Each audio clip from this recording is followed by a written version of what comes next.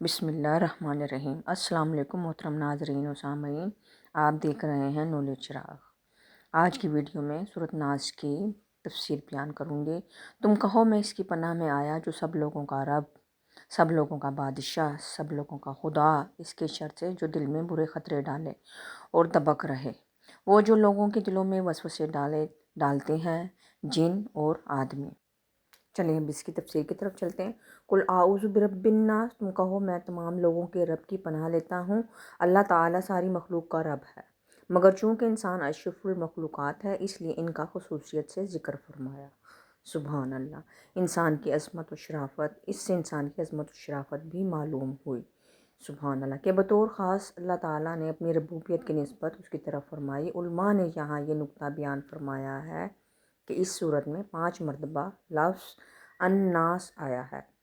اس میں حکمت یہ ہے کہ چونکہ انسان بچپن میں صرف پرورش ہی پاتا ہے، اس لیے سب سے پہلے رب الناس یعنی ربوبیت والی صفت کا ذکر فرمایا، جبکہ انسان جوانی میں مست ہو کر بے راہ ہو جاتا ہے، اس وقت اس پر قانونی گرفت کی ضرورت ہے، اس لیے یہاں مالک الناس یعنی لوگوں کا بادشاہ فرمایا۔ اور چونکہ انسان بڑھاپے میں عبادت میں مشغول ہوتا ہے، اس لیے تیسری جگہ اللہ تعالیٰ کی صفت الوہیت اور محبوبیت کا ذکر فرمایا، یعنی الہ الناس۔ چوتھی جگہ الناس سے صالحین مراد ہو سکتے ہیں، نیک لوگ، کہ شیطان عموماً انہیں ہی وسوسوں کے ذریعے عبادت سے ہٹانے کی کوشش کرتا ہے۔ اور پانچویں جگہ الناس سے مراد شر پسند اور فسادی لوگ ہو سکتے ہیں، کہ وہاں لوگوں کے شر سے پناہ مانگی گئی ہے۔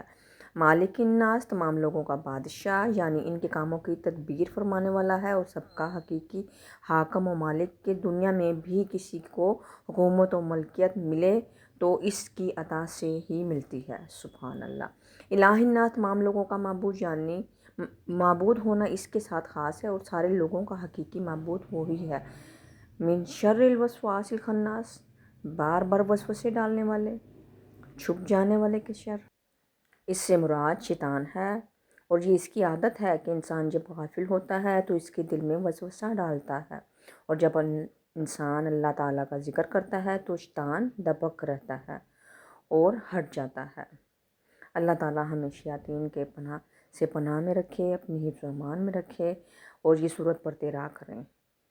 وسوسہ اور الہام میں فرق۔ یاد رہے کہ برے خیال کو وسوسہ کہا جاتا ہے، جبکہ اچھے خیالات کو الہام۔ وسوسہ شیطان کی طرف سے ہے، لہذا اس پر لا حول پڑھنی چاہیے، اور الہام فرشتے کے ذریعے اللہ تعالیٰ کی طرف سے ہوتا ہے، اس لیے اس پر اللہ تعالیٰ کا شکر ادا کرنا چاہیے۔ نفس امارہ کے غلبہ میں وسوسے زیادہ ہوتے ہیں، جبکہ نفس مطمئنہ کے غلبہ میں الہام زیادہ ہوتے ہیں، یعنی وہ اشارے، وہ خیالات اللہ تعالیٰ کی طرف سے ہوتے ہیں جب نفس مطمئنہ کا غلبہ انسان کے اوپر زیادہ ہو۔ اللہ تعالیٰ ہمیں شیطان سے محفوظ رکھے۔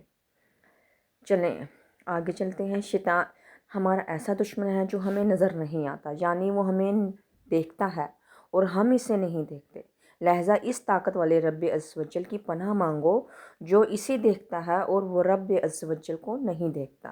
سبحان اللہ۔ کبھی دشمن سے، کبھی رب عز و جل کی پناہ مانگو، بے شک وہ رب بڑا کریم ہے، غفور رحیم ہے، اور ہمیں ہر وقت اپنے رب کی پناہ مانگنی چاہیے۔ اور تعوذ اور یہ دو صورتیں سورۃ فلق، سورۃ ناس پڑھنی چاہیے۔ الذی یوسوس فی صدور الناس، وہ جو لوگوں کے دلوں میں وسوسے ڈالتا ہے، یعنی شیطان زبان و آواز سے نہیں بہکاتا بلکہ براہ راست دل میں اثر ڈالتا ہے، بری چیز کو اچھی کر دکھاتا ہے، خود دشمن ہے مگر دوستی کے لباس میں آتا ہے، پھر جیسا انسان ہو ویسا ہی اسے وسوسہ ڈالتا ہے۔ من الجنات والناس، جنوں اور انسانوں میں سے۔ یہ بیان ہے وسوسے ڈالنے والے شیطان کا کہ وہ جنوں میں سے بھی ہوتا ہے اور انسانوں میں سے بھی۔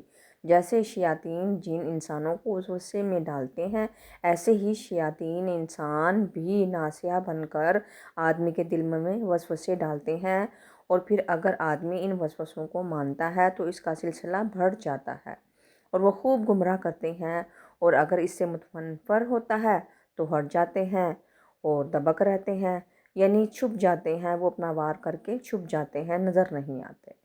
جنوں اور انسانوں کے شیاطین سے پناہ مانگے۔ آدمی کو چاہیے کہ جنوں کے شیاطین کے شر سے بھی پناہ مانگے اور انسانوں کے شیاطین کے شر سے بھی۔ اس سلسلے میں یہاں ایک مفید وظیفہ پیش خدمت ہے۔ چنانچہ حضرت عائشہ صدیقہ رضی اللہ تعالیٰ عنہ فرماتی ہیں کہ رسول صلی اللہ علیہ وآلہ وسلم رات کے وقت جب بستر مبارک پر تشریف لاتے تو اپنے دونوں دست مبارک جمع فرما کر ان پر دم کرتے، سورۃ قل ھو اللہ احد اور قل اعوذ برب الفلق اور قل اعوذ برب الناس پڑھ کر اپنے مبارک ہاتھوں کو سر مبارک سے لے کر تمام جسم اقدس پر پھیرتے جہاں تک دست مبارک پہنچ سکتے۔ یہ عمل 3 مرتبہ فرماتے۔ تو ناظرین، آج سے آپ بھی بستر پر جائیں تو یہ 3 آپ نے قل پڑھ کر اپنے اوپر دم کرنا ہے اور اپنے بستر پر بھی دم کرنا ہے تاکہ اللہ تعالیٰ ہمیں شیاطین سے محفوظ رکھے۔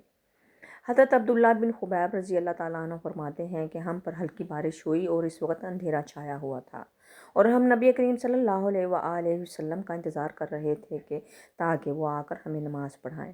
پھر حضور پر نور صلی اللہ تعالیٰ علیہ وآلہ وسلم ہمیں نماز پڑھانے کے لیے تشریف لائے اور ارشاد فرمایا، پڑھو۔ میں نے عرض کی، کیا پڑھوں؟